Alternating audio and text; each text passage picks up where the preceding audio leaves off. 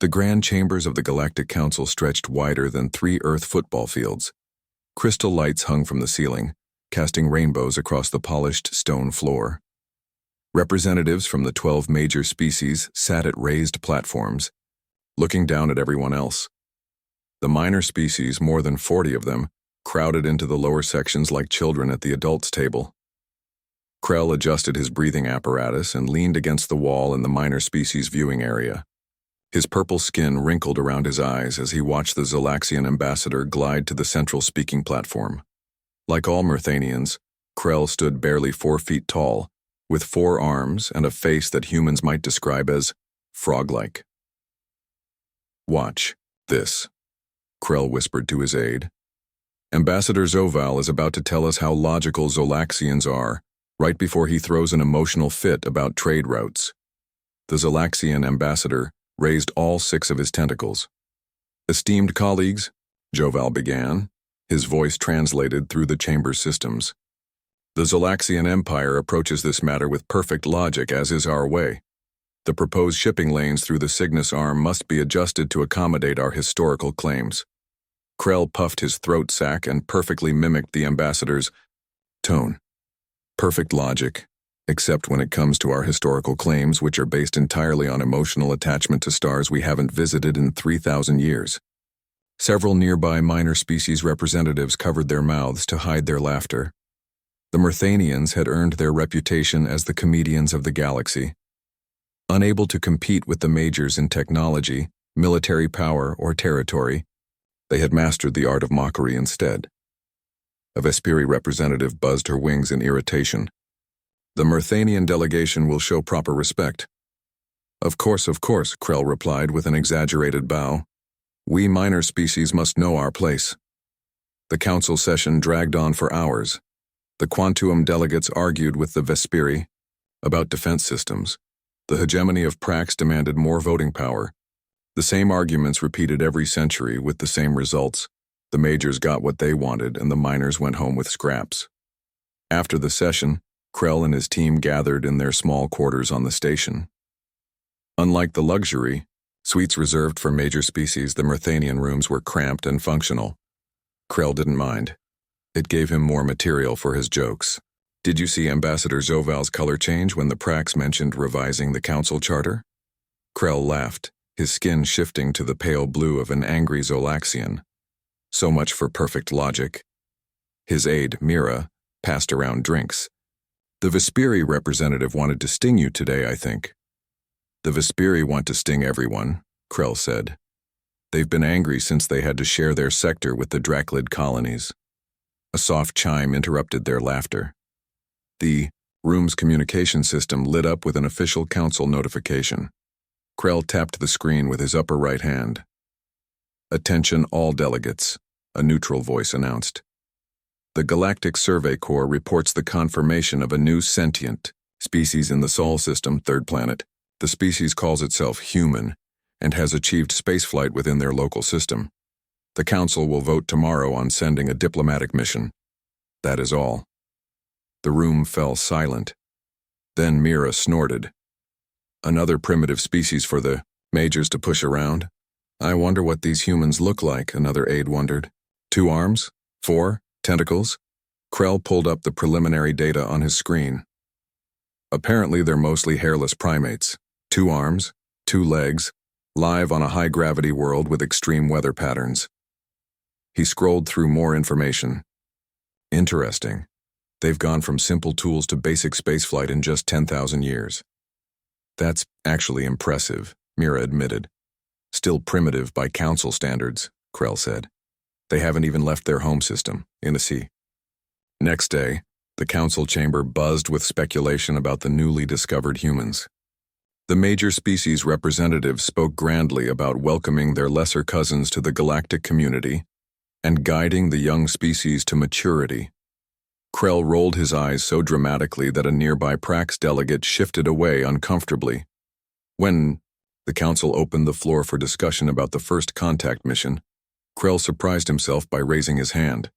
The chamber fell silent. Minor species rarely volunteered for anything. "The honorable delegate from Myrtha wishes to speak," the council moderator announced, sounding confused. Krell stepped to the speaking platform. Looking up at the towering representatives of the major species, he felt a familiar mix of resentment and defiance. "Esteemed Council," he began, his translator conveying his words to the hundreds of delegates. "The Myrthanian Collective volunteers to lead the first contact mission to Earth." Murmurs spread through the chamber. A Zolaxian junior representative actually laughed. "The Myrthanian offers an unusual proposal," the council moderator said. "First contact is typically handled by a major species with appropriate experience and resources." Krell's throat sac expanded slightly. "With respect, we Myrthanians specialize in cultural exchange. We lack your impressive warships and economy, true, but we excel at communication." He paused for effect. "Also, we're small and physically unthreatening. These humans might feel more comfortable with us than with, say, a 9-foot Quantuum warrior, or a Zolaxian with paralyzing tentacles." Ambassador Zoval's skin darkened. "Our tentacles are not—" "The Myrthanian makes a valid point," interrupted the Vesperi representative, her translator conveying her buzzing speech. "Their species does have a certain approachability." Krell hid his surprise. A major species supporting a Myrthanian proposal? Unheard of, then he realized. They expected him to fail. What better way to remind the minor species of their place than to let one try and fumble a first contact? "Very well," the council moderator announced after a brief consultation with the major representatives. "The Myrthanian Collective will send the first delegation to Earth with advisors from the Galactic Survey Corps. The vote is passed." As Krell left the platform, Mira met him at the chamber exit. "What were you thinking?" she whispered harshly. "We have no experience with first contact missions." "Think of the comedic potential," Krell replied with a grin. "A year living among primitive primates? We'll have material for centuries." Back in their quarters, Krell's team alternated between excitement and panic as they prepared for the mission. The Galactic Survey Corps provided them with Earth languages, cultural briefings, and physical adaptations they would need for the planet's environment. "The humans have thousands of different cultures," one aide noted, scrolling through the data. "How are we supposed to understand them all?" "We don't need to," Krell said. "We just need to establish basic diplomatic relations, make them feel special, then hand them off to the majors to be properly dominated for the next few millennia." As the departure date approached, the Myrthanian team was assigned a human specialist. Jason Cole had studied Earth from afar for years, analyzing their broadcasts and internet data. He would accompany the mission as their guide. On the day before launch, Krell stood at a viewing port watching the stars. In 27 days, they would reach Earth. The humans would become the newest, most insignificant members of the galactic community. Another minor species to squeeze into the lower chambers, another target for his jokes. He wondered, briefly, what these humans would be like. Would they accept their place as readily as the other miners had, or would they resist as his people had once tried to do, before settling into their role as the galaxy's comedians? Krell dismissed the thought. After all, what could one small, isolated species possibly do to change the order that had existed? For thousands of years, he had no idea that the answer was everything. The Myrthanian ship dropped out of faster-than-light travel at the edge of the Sol system. Krell stood on the observation deck, watching as the blue-green planet called Earth grew larger on the main screen. His forearms were busy, two holding data tablets, one adjusting his breathing apparatus and the last nervously tapping against his leg. "Preliminary scans confirm what the Survey Corps told us," Mira said, checking the ship's sensors. "High gravity, oxygen-nitrogen atmosphere, extreme temperature variations, and active geological features." "A death world," another aide added. "How did sentient life even evolve there?" Jason Cole, their human specialist, smiled. He was a holographic projection, of course. No actual humans had left their solar system yet.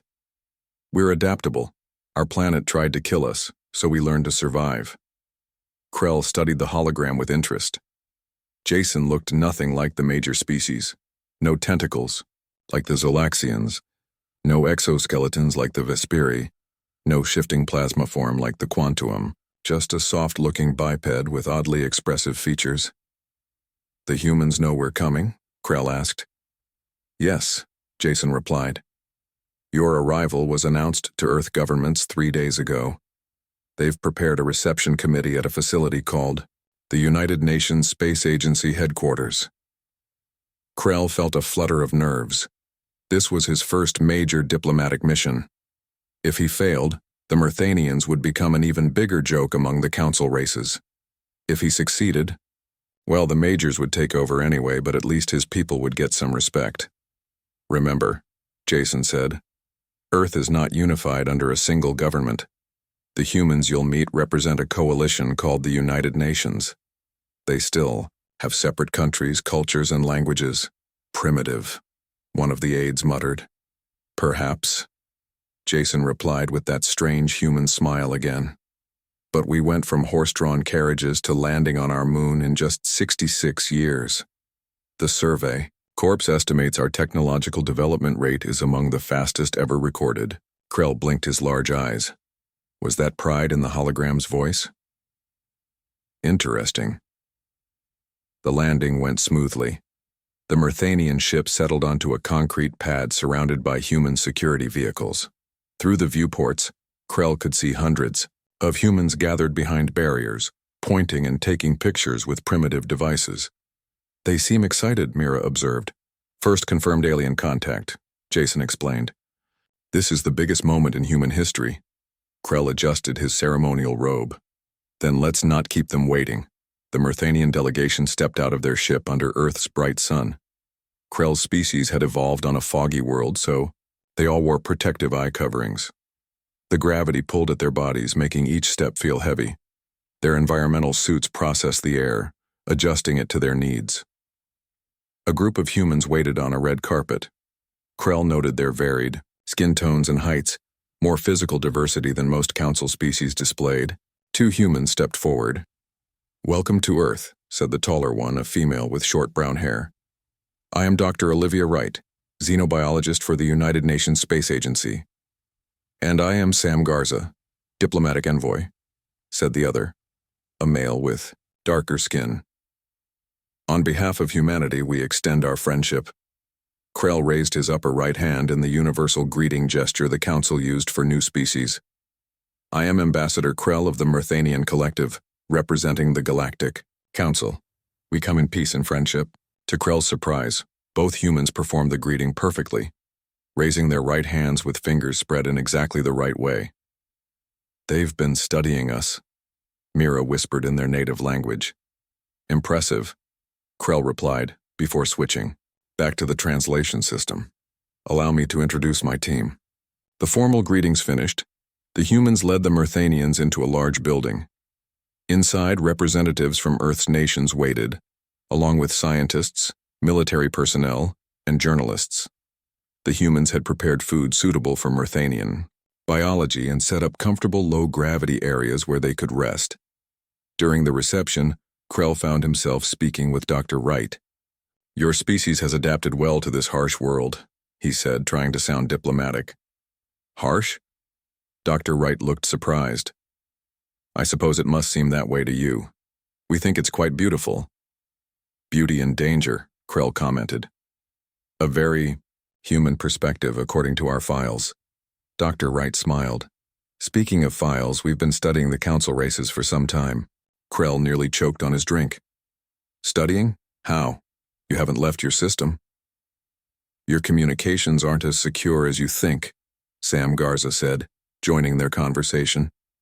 We've been intercepting and decoding transmissions for decades. Just because we can't travel between stars yet doesn't mean we can't listen. Krell felt a chill. The majors wouldn't like hearing that. Not at all. Tell me, Ambassador, Dr. Wright said casually. Is it true that the Zalaxians claim their logic is perfect, yet they have 3 different religious factions fighting over which ocean their ancestors first crawled from? Krell stared at her. That was exactly the kind of contradiction he liked to mock. How could you possibly know that? We've been listening, Sam repeated with a small smile. And learning. Later, that evening, in their temporary quarters, Krell called his team together. These humans are not what I expected, he admitted. They're still primitive, one aide insisted. No FTL travel, limited space presence, divided planet. Yes, Mira said. But they know things they shouldn't know. They performed our greeting perfectly. They've prepared appropriate environments for us. Dr. Wright knew cultural details about the Zolaxians that aren't in the public data we sent ahead. They've been spying on Council communications, Krell said, still processing this revelation. For decades, apparently. Is that even possible? An aide asked. Their technology shouldn't be capable of that. Apparently it is, Krell said. And they're advancing quickly. Jason mentioned they went from primitive flight to landing on their moon in 66 years. The Vesperi took 300 years to do the same. The team fell silent, considering the implications. I think, Krell said slowly, that we should be careful about how we report this to the Council. The majors won't like knowing that primitives have been listening to their private conversations. They also might not like hearing that these primitives are advancing at an alarming rate, Mira added. Krell nodded. Tomorrow we begin formal diplomatic discussions. I had planned to treat this as a joke mission. Go through the motions, make nice with the primitives, report back with funny stories about the backward humans. He walked to the window, looking out at the Earth City lights spread out below. But I'm not feeling very amused anymore. In the morning, the Myrthanians met with human scientists who asked incredibly detailed questions about galactic technology, politics, and biology. Krell tried to make his usual jokes about the major species, expecting the humans to appreciate the humor of another minor power. Instead, Dr. Wright gently corrected him. Actually, Ambassador, our research shows that Zolaxian culture values logic as an aspirational goal, not a claim of perfection. Their internal conflicts come from their deep respect for evidence. When evidence is incomplete, they form competing theories. It's quite admirable, really. Krell blinked in surprise. This human understood Zolaxian culture better than he did, and he'd been mocking Zolaxians for decades. As the day progressed, Krell found himself repeatedly amazed by human knowledge, adaptability, and curiosity. These weren't primitive beings grateful for attention from the stars.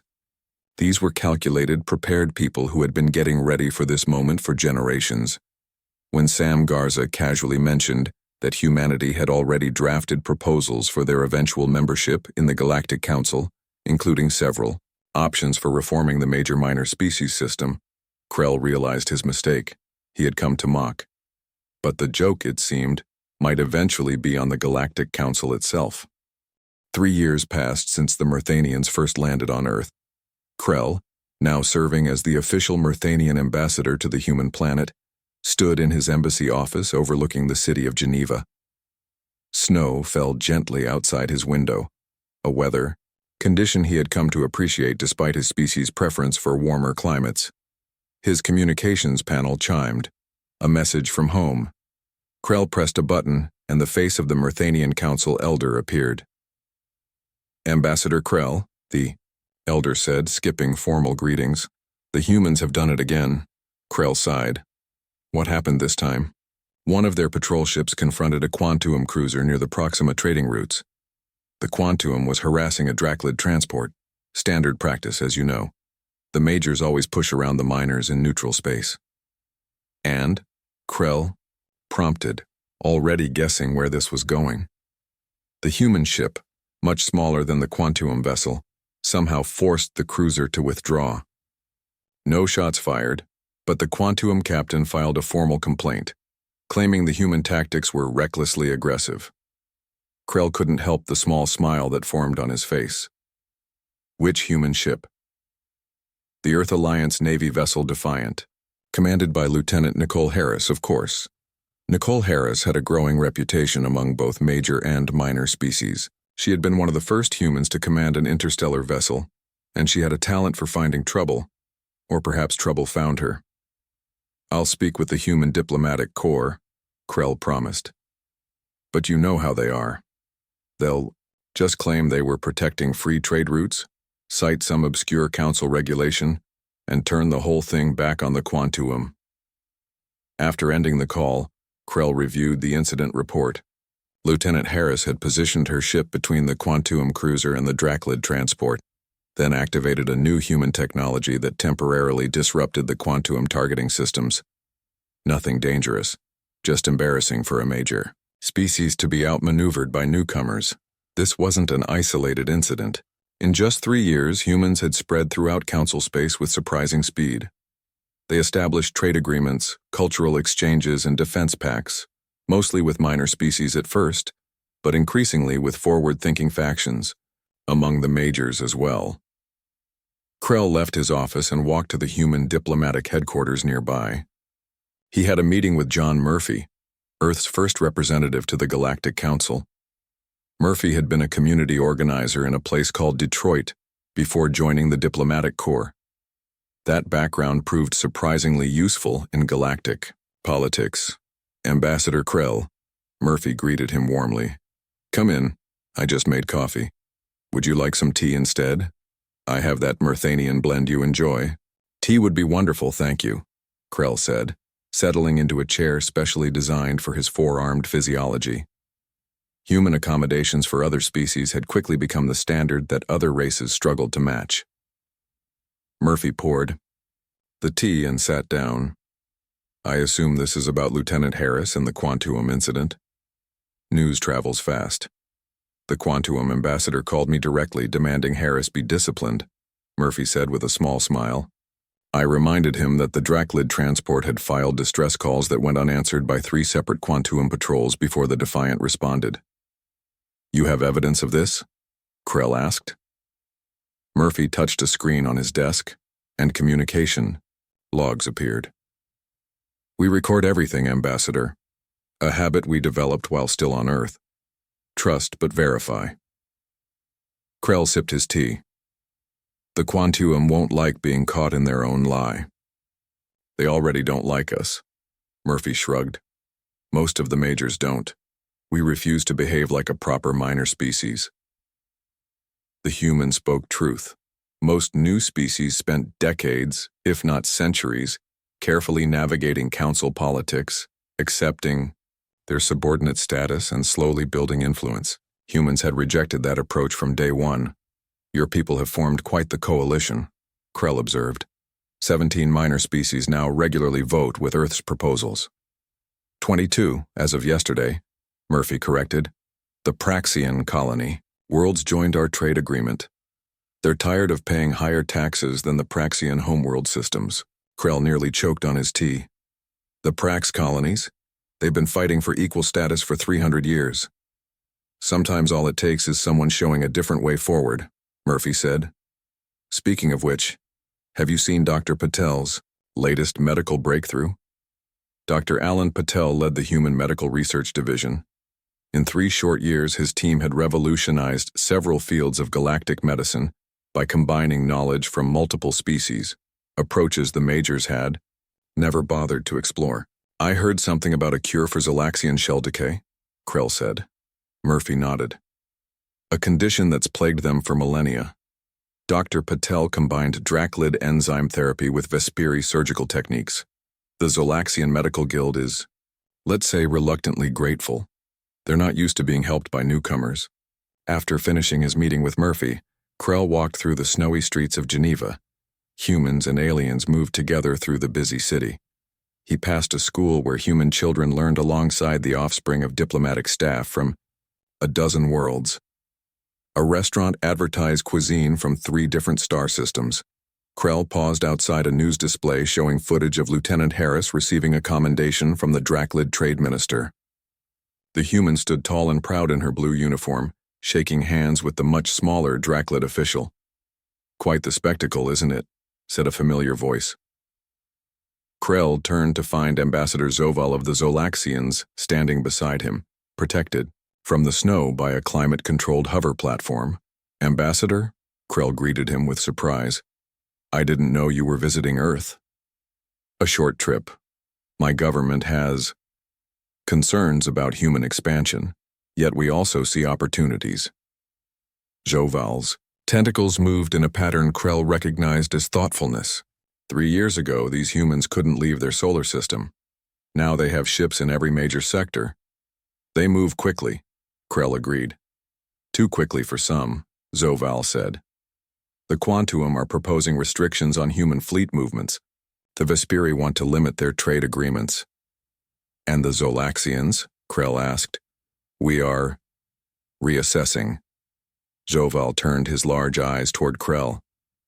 You Myrthanians have mocked us for centuries, called us arrogant, inflexible, trapped in our ways. Perhaps there was truth in your humor. Krell blinked in shock. A major species acknowledging criticism from a minor? Unheard of. The humans have accomplished more in 3 years than most minor species do in 3 centuries, Zoval continued. They offer innovations we need, perspectives we lack. My government believes adaptation is the logical path forward. As the Zolaxian glided away, Krell stood in the gentle snowfall, considering how much had changed. His people had spent generations making jokes about the majors, pointing out their flaws and hypocrisies, yet nothing changed. Then humans arrived and transformed galactic society in 3 short years, not through mockery but through action. Later that evening, Krell wrote his daily report to the Myrthanian Council. He described Lieutenant Harris's bold maneuver, Murphy's growing coalition, and Dr. Patel's medical breakthrough. He ended with his unexpected conversation with Ambassador Zoval. As he prepared to send the report, Krell added a personal note. The humans have a saying, actions speak louder than words. While we Myrthanians spent centuries shouting clever insults from the sidelines, humans stepped onto the field and changed the rules of the game. Perhaps it's time we stopped mocking the majors and started learning from the humans instead. He pressed send, then went to the window to watch the snow. In the distance, lights from the Earth Alliance headquarters glowed against the night sky, beacon of change in a galaxy that had remained static for far too long. The massive crystal dome of the Galactic Council headquarters shimmered under the light of 3 moons. Located on a neutral world chosen centuries ago, the council complex housed representatives from all recognized species. Today, however, no one was focused on politics. An unexpected disaster had struck. A massive ionic storm, rare in this sector, had hit the station without warning. The protective shields had failed in several sections. Power fluctuated throughout the complex. Worst of all, the main structural supports in the eastern wing had collapsed, trapping dozens of diplomats and staff members. Krell ran through a smoke-filled corridor, ducking under fallen debris. His environmental suit protected him from the worst of the toxic gases released by damaged systems, but warning indicators flashed on his wrist display. Even with protection, he couldn't stay in this section much longer. Ambassador Krell. A voice called through the haze. This way. A figure in a bulky suit waved from an intersection ahead. As Krell approached, he recognized the insignia of the Earth Alliance Emergency Response Team. The humans had been on the station as observers, studying Council emergency protocols as part of their integration process. Captain Rodriguez. Krell greeted the human.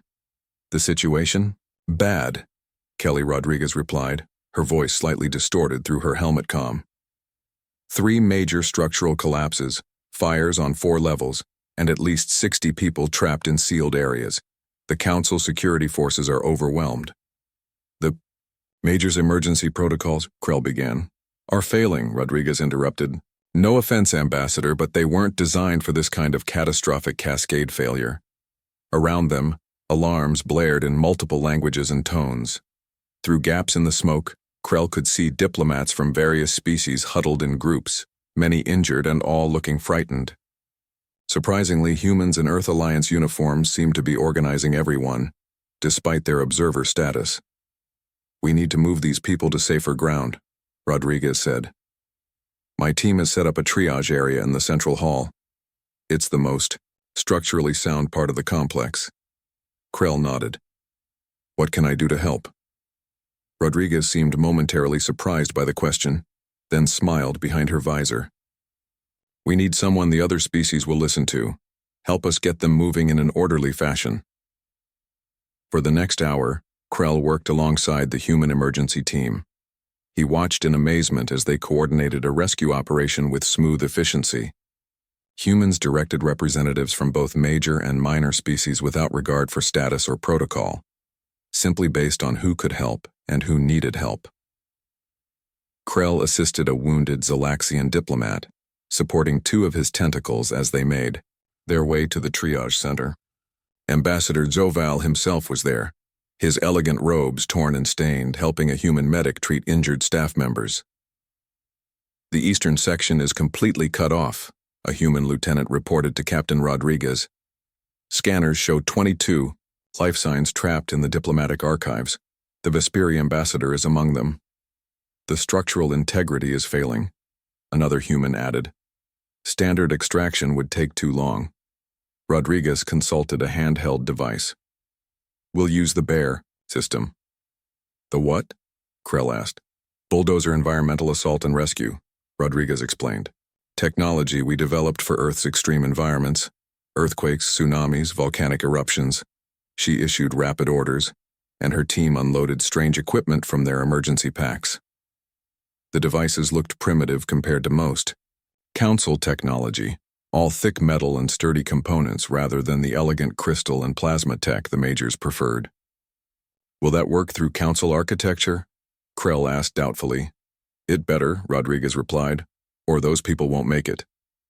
The BEAR system turned out to be a combination of focused sonic disruptors, molecular bonding agents, and portable force field generators. The humans used them to create a safe tunnel through the collapsed section, stabilizing the structure as they went. Krell joined the rescue team, his forearms proving useful for carrying equipment. They found the trapped diplomats huddled in an air pocket, the mighty Vesperi ambassador's wings damaged and drooping. "Impossible," the Vesperi buzzed when she saw the rescue team.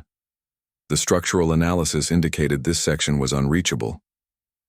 "Human tech," Krell explained simply. As they guided the survivors back through the stabilized tunnel, Krell noticed something that stopped him in his tracks. The human rescue workers were treating everyone exactly the same, offering the same respect and care to minor species custodial staff as they did to major species ambassadors. In the central hall, which now served as both medical center and emergency command post, Krell found more surprises. Species that normally avoided each other worked side by side. A quantum warrior, their plasma form contained in a damaged suit, helped a Prax medic tend to wounded Draclids. Zolaxians and Vesperi, historical rivals, coordinated evacuation plans using human emergency protocols. "Remarkable, isn't it?" said a voice beside him. Krell turned to find John Murphy, Earth's Council representative, his usually immaculate suit covered in dust and torn at one sleeve. "I've never seen majors and minors working together like this," Krell admitted. "Crisis has a way of revealing truth," Murphy said. "When survival is at stake, artificial hierarchies suddenly seem less important." Across the hall, Captain Rodriguez was conferring with Ambassador Zoval and other major species representatives. Despite having no official authority, the human was clearly directing the operation, and the majors were following her lead. "The Council's emergency protocols failed completely," Krell observed. Murphy nodded. "They were designed for appearance rather than function, to maintain the illusion of control rather than actually save lives." "Like much of the Council itself," Krell said quietly. "Exactly." Murphy surveyed the scene. "Look at them now. No majors, no minors, just people helping people." Hours later, when the immediate crisis had passed, Krell stood in the observation lounge watching rescue ships arrive from nearby systems. The storm had moved on, leaving the Council station damaged but salvageable. Ambassador Krell called a formal voice. He turned to see Ambassador Zoval approaching, now wearing a clean but simple robe instead of his usual elaborate attire.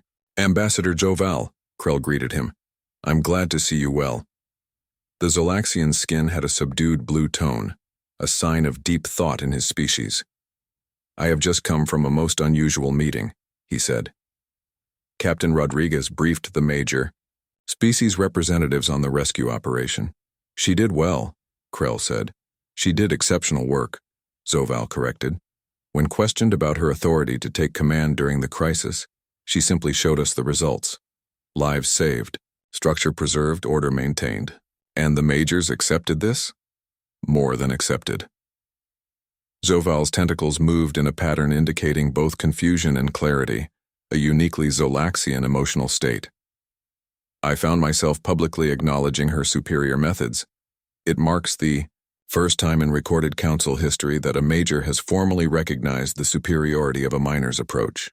Krell blinked in surprise. That is unprecedented. As is much about humanity, Zoval agreed. They were observers, yet they saved us all. They were minors, yet they led majors. They have been in council space for merely 3 years, yet they understood our station better than those who built it. The Zolaxian turned to leave, then paused. One more thing, Ambassador. When I thanked Captain Rodriguez for saving my life, she said something I cannot stop thinking about. She said, "That's what equals do for each other." As Zoval glided away, Krell looked out at the stars. The human words echoed in his mind. Equals. Such a simple concept. Yet it challenged the very foundation of the Council's hierarchical system. For centuries, the Myrthanians had mocked the majors from the sidelines, pointing out the flaws in a system they had no power to change. Then humans arrived and, in one crisis, demonstrated a better way. Not through mockery or complaint, but through competence and action. The station would be repaired. The Council would reconvene. But Krell suspected that nothing would ever be quite the same again. 10 years had passed since humanity first joined the galactic community. The rebuilt council chamber looked much different now. Gone were the raised platforms that once separated major and minor species. Instead, all representatives sat in a circular arrangement, their seats identical regardless of species or status. Krell, now the senior diplomat for the Myrthanian collective, adjusted his formal robes as he took his place. After decades of service, his purple skin had darkened with age, and the ridges above his eyes had grown more pronounced. He looked across the chamber at the Earth delegation, led by Council Representative Lisa Chen, a calm, thoughtful human, who had replaced John Murphy 3 years ago. Today's vote would make history, and everyone knew it. After years of debate, proposals, and negotiation, the Council would finally vote on abolishing the traditional distinction between major and minor species. The new system, designed largely by Earth's diplomatic corps, would give representation based on population, cultural contribution, and technological development, not historical status. "The Council is called to order," announced the session moderator, a Draclid who held the rotating position this cycle, another change unthinkable a decade ago. Krell watched as representatives from nearly 80 species settled into their places. So many new faces. In the past 10 years, 17 previously unknown species had joined the Council, most discovered by joint exploration missions led by humans in partnership with other races. "Before we proceed to today's historic vote," the moderator continued, "Ambassador Zoval of the Zolaxian Empire has requested to address the chamber." A murmur spread through the assembled diplomats. The Zolaxians, once the most powerful of the majors, had been the most resistant to change at first. For their senior ambassador to speak now, moments before the vote, could signal trouble. Zoval glided to the central speaking area, his age evident in the slower movement of his tentacles and the paler hue of his skin. He looked around the chamber slowly, making eye contact with representatives from both former majors and minors. "Esteemed colleagues," he began, his voice carrying the formal tones of a traditional council address. 10 years ago, I would have begun this speech by acknowledging only the major species representatives. Such was our way, a tradition we claimed was founded on merit, but was, in truth, built on power and history. The chamber fell completely silent. When humans arrived among us, many of us, especially those from the so-called major species, viewed them with condescension or concern. Another primitive race to be guided, controlled, or contained. How wrong we were. Zoval's tentacles formed a pattern of humility, a gesture Krell had rarely seen from any Zolaxian, let alone their senior ambassador. In a mere decade, humanity has transformed our galactic society not through force or threat, but through example. They showed us that cooperation brings greater benefits than competition. They demonstrated that diversity of thought leads to innovation, Most importantly, they revealed the artificial nature of our hierarchical system. Krell noticed Lisa Chen listening attentively, her expression neutral but her eyes alert. Unlike many human diplomats who showed every emotion, Chen had mastered the art of diplomatic reserve, while somehow still projecting genuine warmth. As we prepare to vote on this historic measure, Zoval continued, I wish to speak not as a representative of a former major species, but simply as one sentient being to others. The Zolaxian Empire fully supports the new representation system. We believe it is not merely fair, it is logical. His use of the word logical caused a ripple of reaction. For Zolaxians to declare something logical was their highest form of endorsement. Furthermore, Zoval added, the Zolaxian Scientific Academy has completed a comprehensive analysis of technological advancement rates over the past decade. Innovation has increased 317% since collaborative research between former major and minor species became the norm. Medical breakthroughs alone have extended the average lifespan of 12 different species. He turned specifically toward the Earth delegation. We were wrong about humans. We were equally wrong about many former minor species. The Myrthanians used humor to point out the flaws in our system for centuries. We dismissed them as jesters. The Draclid philosophers argued for equality for millennia. We called them dreamers. The Prax colonies demanded fair representation for generations. We labeled them troublemakers. Krell felt a strange emotion watching the Zolaxian's speech. For generations, his people had mocked the majors, pointing out their hypocrisy and arrogance. Yet here was a Zolaxian openly acknowledging those very flaws, something Krell never expected to witness. Humans arrived and simply refused to accept the limitations we tried to place on them, Zoval said, his voice carrying a hint of what almost sounded like admiration. They did not mock our system as the Myrthanians did, nor did they argue against it philosophically, as the Draclids did. They simply built a better alternative and invited us all to join them. The Zolaxian ambassador completed his address with a formal gesture of respect to all present, not just to former majors, but to every species represented. As he returned to his seat, the chamber erupted in approving sounds from dozens of different species. The vote itself was almost anticlimactic. When the results appeared on the chamber's display, the measure had passed with 87% approval. The traditional distinction between major and minor species was officially abolished. As representatives filed out of the chamber after the historic session, Krell found himself walking alongside Lisa Chen. A momentous day, Representative Chen, he said. Indeed, Ambassador Krell, she replied with a small smile, though merely the formalization of changes already well underway. True, Krell admitted. The real transformation began years ago. They paused at a large viewing window overlooking the spaceport. Below, ships from dozens of worlds sat side by side. Massive quantum carriers next to sleek Vesperi vessels, sturdy human transports alongside delicate Draclid explorers. I must confess something, Representative, Krell said after a moment. For centuries my people mocked the majors. We pointed out their flaws, their hypocrisy, their arrogance. We thought our mockery was brave, even revolutionary. But it changed. Nothing. Chen nodded thoughtfully. Humor can reveal truth, Ambassador, but action transforms reality. Exactly, Krell said. Humans didn't mock the system, you simply built a better one. On a nearby screen, a news broadcast showed scenes from around Council space. Krell watched images of mixed-species crews on exploration vessels, collaborative research teams making medical breakthroughs, and, most touching of all, children from different worlds playing together in newly established cultural exchange centers. My people spent generations pointing out what was wrong, Krell said quietly.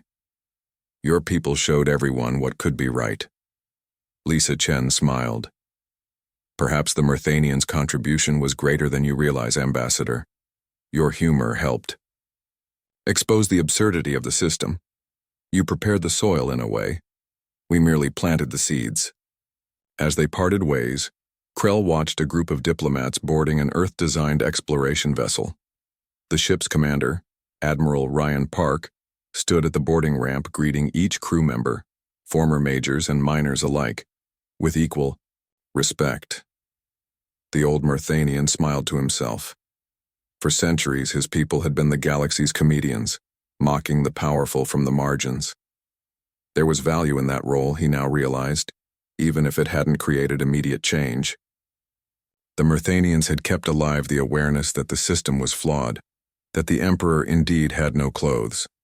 Then humans arrived and, in just 10 years, transformed everything, not through mockery or complaint, but through practical action, genuine cooperation, and the simple revolutionary concept that all sentient beings deserved equal respect. As he watched the exploration vessel lift off, its crew united in the shared adventure of discovery, Krell thought that was no joke at all. It was perhaps the most serious and hopeful development the galaxy had seen in thousands of years.